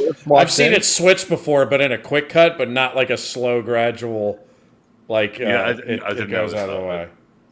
That I didn't notice, but that is the sort of thing that an orator, like a proper film orator, which Ryan Coogler has been becoming. That is the sort of thing he would do. Yeah, I can. Didn't notice it, but I can completely believe. Like, don't even have to. I'll just take your word for it. I'll believe it. Yeah. Oh yeah, it's like right when the. I'll try to find it for you real quick, Quinn. I'm watching it right now. I'm trying to see. It's because it's a very wide. Oh, I see it. It's okay. I got the timestamp right here, brother. It's 1 minute 46. 1 hour 46 minutes and 50 seconds. 46 minutes and 50 seconds. 1 hour. Yeah, it's like when he's walking in and she grabs the Molotov. Yeah. That's super neat. That's actually, I thought it was really cool. That's cool. That's not what I'm talking about. I had some very weird, like, it would jump from the 2 to like being full screen and then back to 2. And I'm like, oh, yeah. Oh, I got one note here for. Now I'm watching 30 vampires. I got one note here for Craig that I know he's going to love, but I'm going to save it for last. Well, actually, there's only got 2 left. So here's a question I have. Do movie vampires not want to survive to see the next night? I knew that was coming. It seems like they always like fucking forget that the sun's coming up for some reason. This movie has a good cop-out because it's hive mind, right? Yeah, it does. Yes, it does. It seems to be cop out there. It seems to be every time there's this kind of thing, they're just fixated on, like, to them, it was fixated on spreading the virus, like whatever you want to call it, the virus that they had. So they seemed fixated on that instead of actually maintaining any sort of self-preservation. The biggest plot hole no one's talked about, and it takes place during this scene. How did Smoke survive? Obviously, they have that moment. It's like, oh, make sure you watch your back, blah, blah, blah, when Smoke and Stack are fighting it out at the end. And then it skips, over to the vampire with Sammy in the water with Remy, the vampire. And then, obviously, Stack survives, but also so does Smoke. What happened there? Did they just choose to go their own separate ways? Because obviously him and Haley Steinfeld survived. So what's they just kind of left that out, and that's one of those things where it's like, okay, if they are a hive mind, wouldn't Stack have went out there too? Good question. I don't know. You know what I mean? That's a pretty major plot hole in this film. I don't know. I'm guessing that they didn't die because due to the actual when he gets the wound in his head, so they didn't die from that, or when he's actually killed, so they just move on. That is the only reasonable explanation I've got for that. Well, no, the reason they didn't die is because they weren't in the sunlight. But what I'm saying is if all the vampires that just got turned are working like a hive mind and singing and everything else, unless the vampire Remy, it just kind of makes you take a leap of faith in the sense of trying to figure it out on your own. And then you're like, well, he was fighting him at the top, so maybe Remy the vampire wanted him to fight, Smoke or whatever it is. But then also Haley Steinfeld's character, she's just not there during that entire fight. So it's like, okay, what happened to her? Why was she not out there with the other 50 vampires or whatever it was? You know what I mean? It's just it's a big plot hole for me. I thought she died in the building. Oh, no. She's in the after credit scene. She's well and alive. Oh, right. Okay. Well, I'm guessing they're banking on no sequel. This is a one-off for Ryan Coogler. That would be the only thing I could think of. Right? It's weird. They're banking on a sequel, but if they haven't, if that's not in the plans, then I liked what they did with the vampire's eyes. It's just that little small, the little red. It's not over the top. It's just well, with the main guy it was the red, but everybody else it was the silver. And then they wore shades in the post-credit scene to avoid being noticed by humans that their eyes were fucking glowing. Yeah, but a lot of vampire movies they have them wear these crazy contact lenses, or they just do weird shit with their eyes, and and they always have they get hit with a stake or in the sun and they explode or something crazy. I just thought that the way they went about and the vampires in this, they're not overpowering everybody, but when there's 50 on 7, I have an issue with that, obviously. But there's they don't have supernatural strength other than maybe the main guy. Main guy can fly. Dude, they take he can fly. 8 bullets. Yeah, take 8 bullets and Yeah, but I mean, what I'm saying is they're not over the fight between. They're not Stack and Smoke. They're not. It's an even fight. It's not like the vampires just getting. If all the vampires just move to the desert where there's not a lot of wood, you know what I mean? Well, dude, they're dying in the sun. Move to the desert, bro. Build up a giant empire. I don't know, just somewhere without wood. You know what I mean? Just seems pretty ideal. No, dude. If they went, you're gonna need wood for shelter, though. They die in the sun immediately. That's the first thing that would happen. So they would sun in the city, right? Correct. Well, they wouldn't die at night, right? What, they're gonna start the desert. There's still sunshine and moonlight. Or they could just move to Alaska, in times of year they where did. There's a vampire film that was. Was that 30 Days of Night, right? Yeah. That's a good film. So 28 Days of Night, I think, is the first one. They were smart. They were the smart vampires. It's let's get the fuck out of Nevada. You know who wasn't smart? Nosferatu. No, he was not. The pussy was too strong. No, To this day, since we started doing these reviews, that might be my favorite fucking Quintana rant. I love that clip, bro. He was smart. He did the right thing. I'm not going to lie. He did the right thing. As a man, I stand by that. Craig, my last note is for you. You ready? Go on. It's the scene where it's Smoke who's still alive. So I thought I still keep on.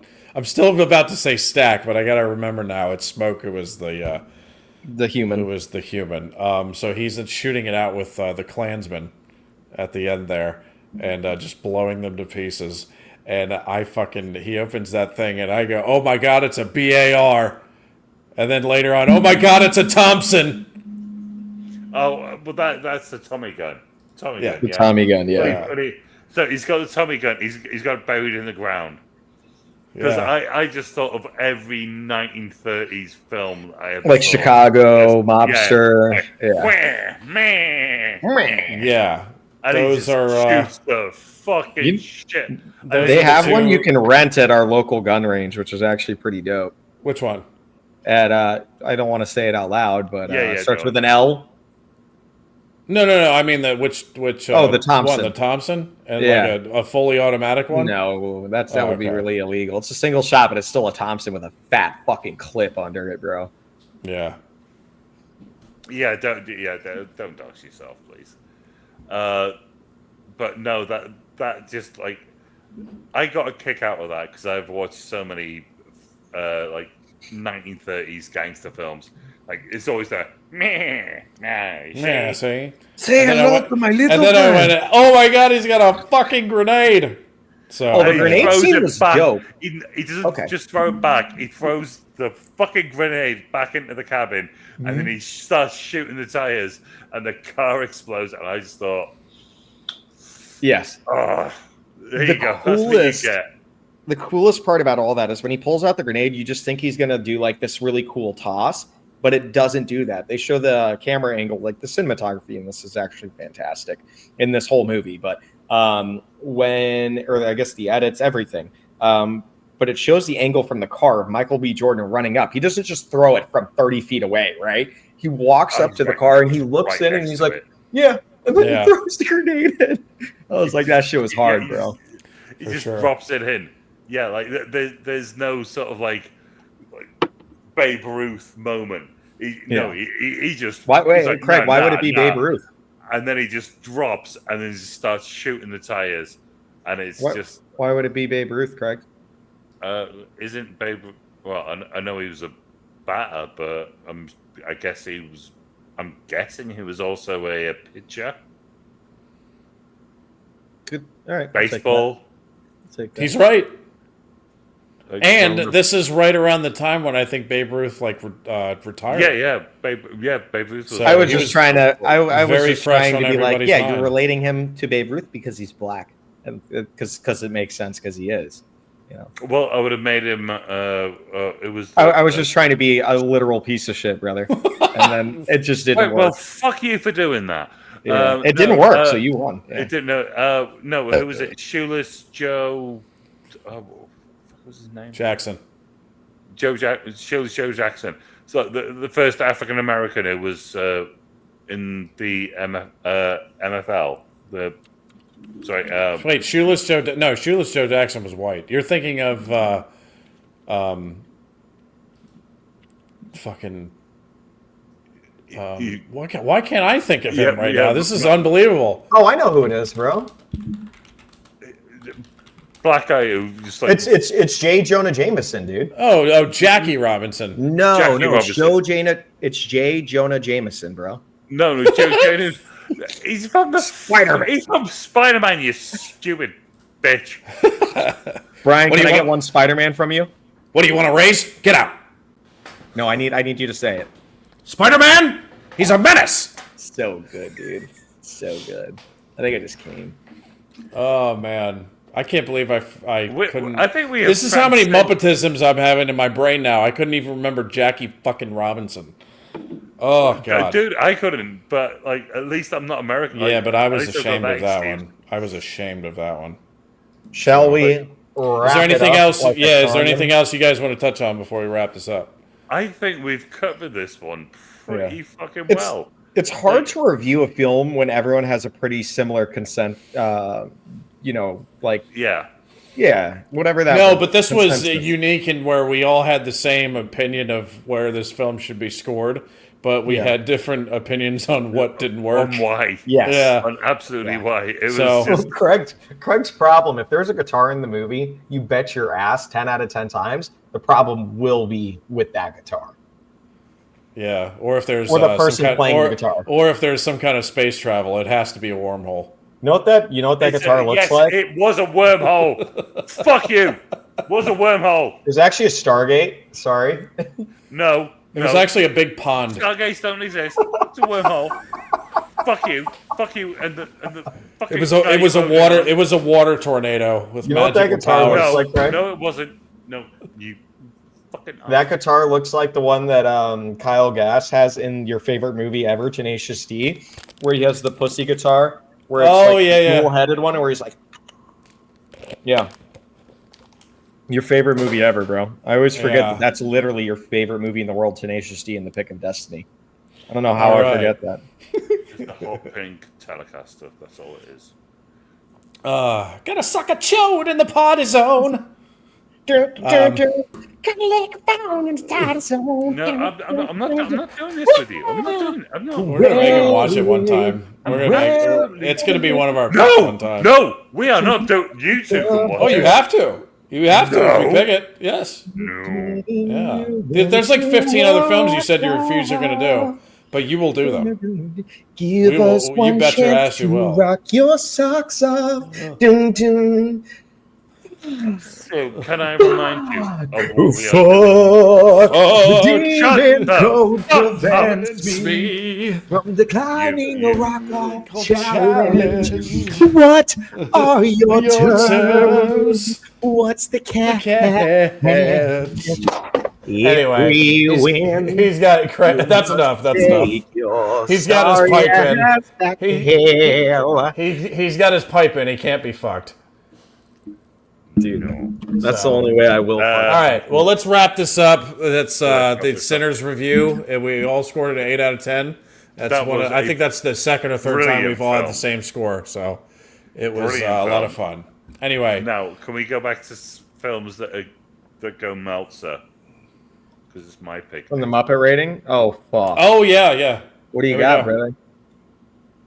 We are going back to Middle Earth. God.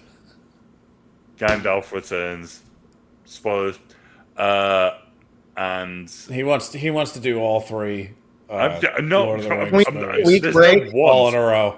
There's Can we no do a one. week break off of Lord of the Rings just 1 week? No, dude.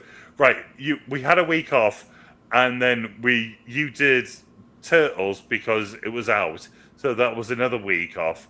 So, dude, no. It's just such a commitment to sit down and watch a 4-hour movie.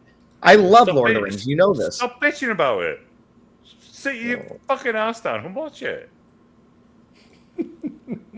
You don't want to save it for like I don't know, down Is the it- road. Right, okay. Do you really I'll want literally suck your dick, Craig, if you don't pick it. I'll suck your dick.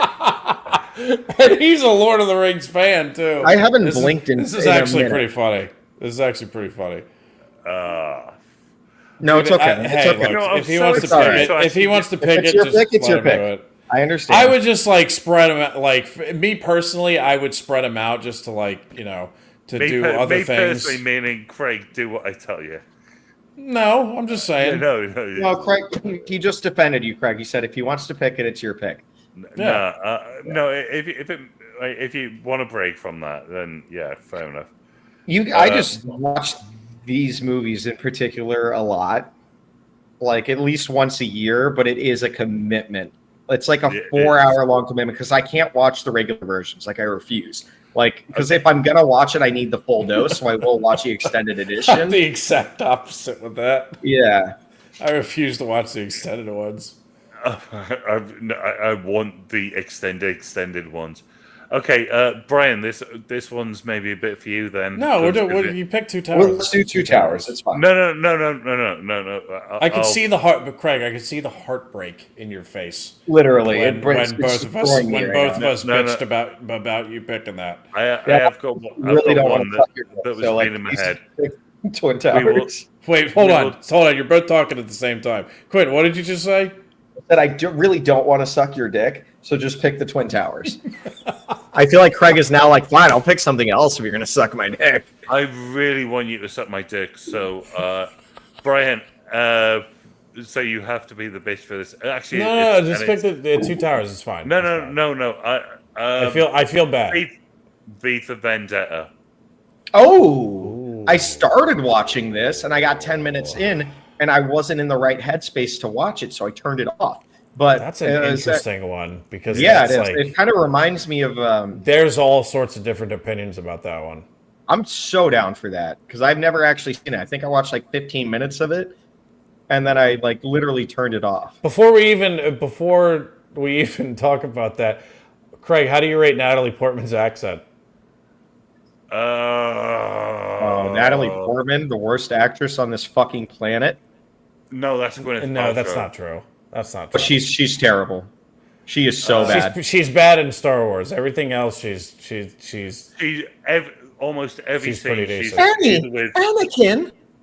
Oh, almost every. Yeah, but that's not her. Both her and Hayden Christensen. First off, she's a literal. Every performance in that film is not the actor's fault. It is George Lucas's fault, and I'm saying that as a George Lucas Star Wars fan. Every scene he's not a good director when it comes to acting. Natalie Portman naked, great. Natalie Portman clothes on, acting, not a fan. Right, dude. So in this film, she's either acting next to Hugo Weaving or Stephen Fry. And how do I know Stephen Fry? He's my height but gay. That's how I know I'm gay porn. That makes so much sense. So I saw it in Craig's face. He was like, "How dare you, sir?" Don't. Stephen Fry is a fucking treasure. He is an absolute treasure. He is a dope human being. So yeah, no. Anyway, you sure? Two Towers. We can do Two Towers. Well, I would. We'll do Two Towers. We'll do Two Towers in like 4 weeks, whatever it is. But V for Vendetta. I currently think that IT crowd, Father Ted. I think we should do it. Brian, look at the chat, Craig. Quietly look at the chat. I know what he's talking about.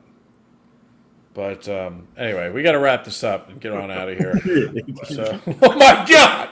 Oh my god!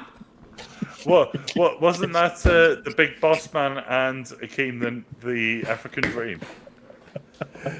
Wash away what I've done. Dude, the Michael Bay. They kill me. Every time Quentin sends me one, it kills me. He had one that lasted like a minute long, and then at the very end it didn't, and I fucking that lost makes my it shit. even better, bro.